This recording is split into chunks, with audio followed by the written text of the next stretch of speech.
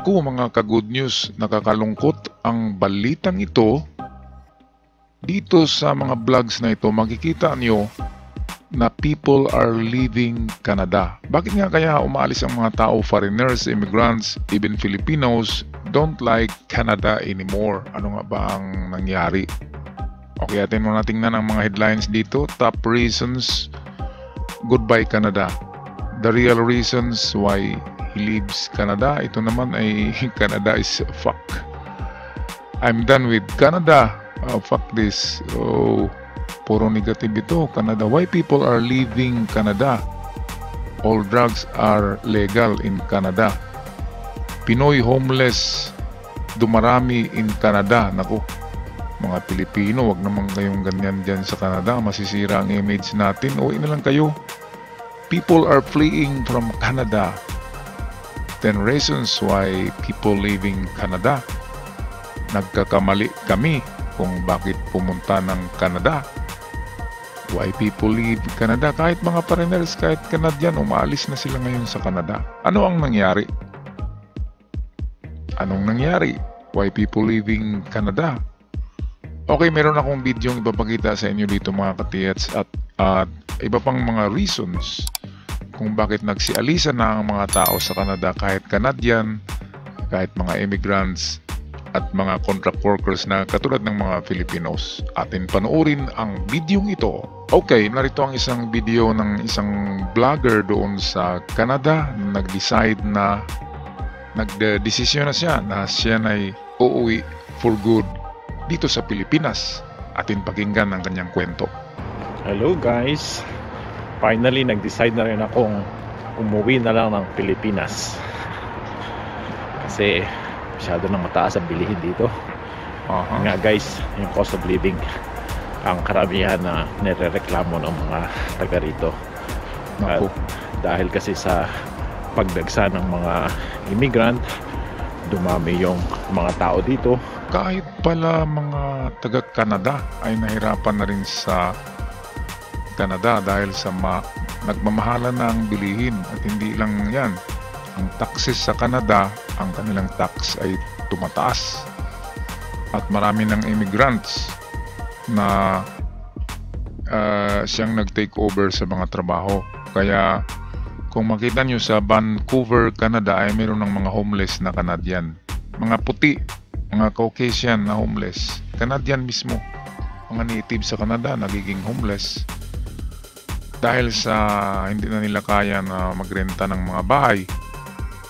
Nabenta ang mga bahay dahil sa mga tamad kasi ang mga Canadian dyan. Hindi katulad ng Pilipino na nabubuhay kahit na naghirap. Atin muli pakinggan ang kwento. Kulang yung tirahan, kaya mahal ang renta ng mga bahay. Ayan, mahal. At ganun din, dumagsa yung mga immigrant, nakuha na yung mga trabaho. Mahal talaga So marami nagagawa sa isang trabaho, kaya yung unemployment rate tumaas din. Ako, Yan. hindi lang Yung yan. mga bilihin guys talagang mataas na, kaya nag-decide na rin ako na para makaipon, umuwi na lang ng Pilipinas. First reason. Okay, yun. Uuwi na nga siya sa Pilipinas for good at mag-ipon. Siguro mayroong naipon kunti at inegosyo na lang dito. Ngayon, pakinggan natin ang mga reasons kung bakit nagsialisan sa Canada ang mga Filipino, even Canadian at iba pang mga immigrants. Narito ang isang vlogger na Caucasian sa kanyang experience sa Canada. Atin pakinggan. Why I recommend you to move out of Canada and why thousands, even hundreds of thousands of people are moving out of Canada is the increase in crime. Fentanyl. Oh, yan ang isang reason. Tumaas ang kriminalidad sa Canada dahil sa drugs. Kung napanood yun yung Kensington sa Philadelphia streets, na may mga walking zombies doon, yung tinatawag na zombie drugs. Yun, meron na rin dito sa Vancouver, Canada. Marami na rin mga zombie diyan, mga nasa na natutulog na nakatayo sa daan. Yan ang palatandaan na nagda-drug sila ng tinatawag na zombie drugs or trang. Trang ang tawag doon. So there is an increase in crime in Canada. Kaya mga kababayang Pilipino, kung nagbala kayong pumunta ng Canada, ay wag na lang muna kasi mahirap ang kalagayan ngayon ng Canada. Crisis. The addictions are through the roof. Overdoses are through the roof. Homeless are through the roof. Ayan, homeless. Meron nga tayong nakitang mga Pilipinong homeless, nagbabasura sa daan sa Canada, kumakain ng kung ano-ano sa mga tinapon ng mga burger machines. Mga panis na mga burger, kinakain na ng mga Pinoy doon, nagbabasura. Kaya kawawa ang mga ano dyan. Walang trabaho sa Canada, kaya mabuti pa at uuwi kapag may pamasahe.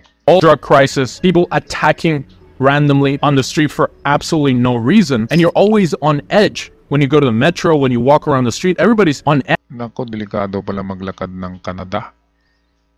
Random attack. Ibig sabihin, bigla ka na lang atakihin ng walang rason dahil sa drugs. Kaya yan ang isa sa mga delikado sa Canada. Hindi ka na, sabi nga, everybody is on the edge. Yung hindi na makipag-usap sa iyo ang mga tao doon kasi baka sabihin, baka mapagkamalan kang drug addict at baka aatake ka, diba? So wala nang pansinan doon. Everybody is on the edge. They don't want to talk to you anymore. They're afraid. Everybody's afraid. And the government has let this happen. And it's going to increase even more. Crime is going to get even worse over the next couple of years. Get ready to pay over 50% in tax. Ito ang napaka-grabe. 15% in tax.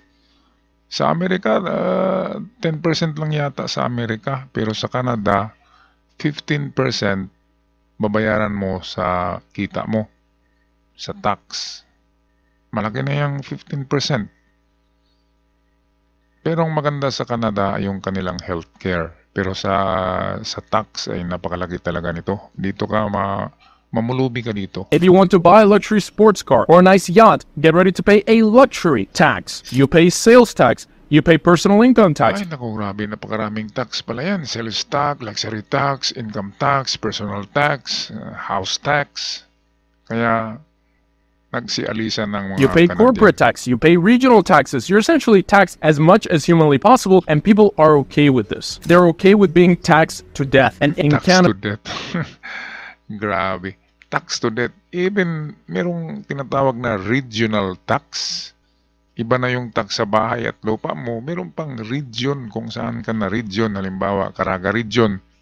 Tataksan ka pa rin yan. So, hindi lang 15% ang total tax mo sa buwan-buwan. Napakaraming kinikwenta pala, lalo na kapag bibili ka ng mga luxury na mga sasakyan. Naku, patay ka na. Ito naman, work culture dito.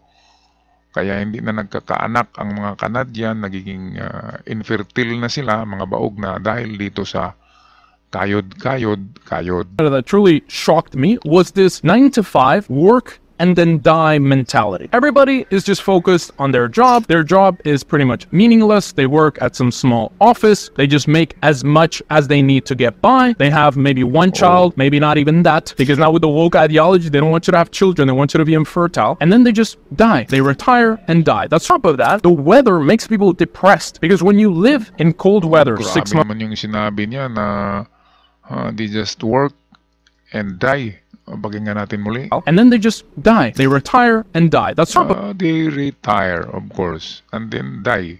Kasi work culture. Yung trabaho lang ang tinitingnan, hindi na into outdoors. Wala na siyang unwind activity, yung pupunta sa beach.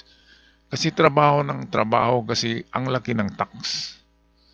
Meron nga akong isang kaibigan dyan sa Canada, wala silang anak hanggang ngayon. At yung asawa niya ay nababaliw. Pilipina, pareho silang Pilipino.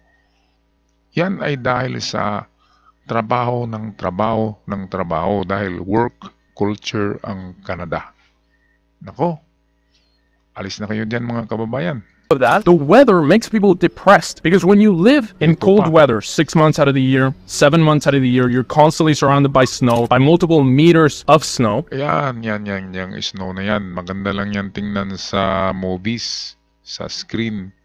Kasi hindi tayo nagiginawan.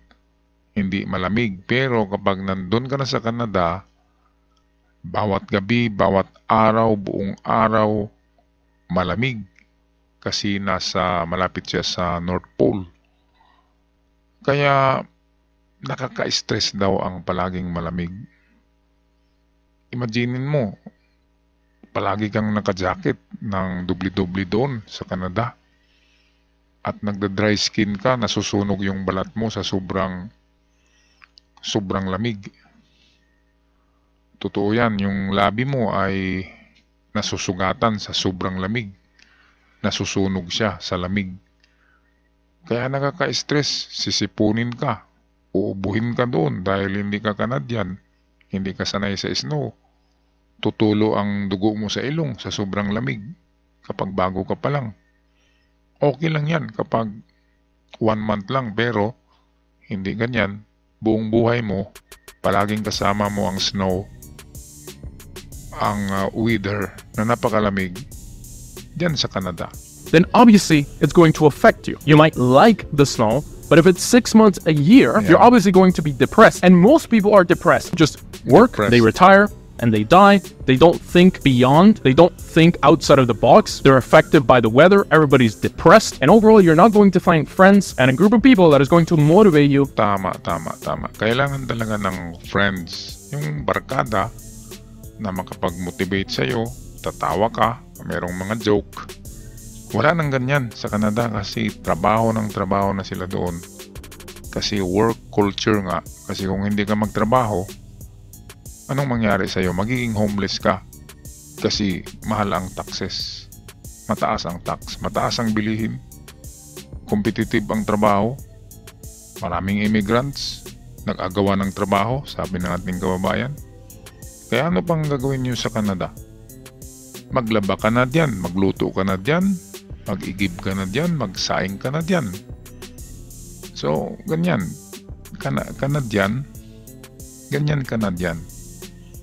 Okay, so ending tayo. To reach higher in life. Now, one thing that gets promoted about Canada is your amazing healthcare. Yan. Hello, guys. Maganda sa Canada yung kanyang amazing healthcare. Yun lamang. Pero yung iba, lahat ng yan ay negatibo na.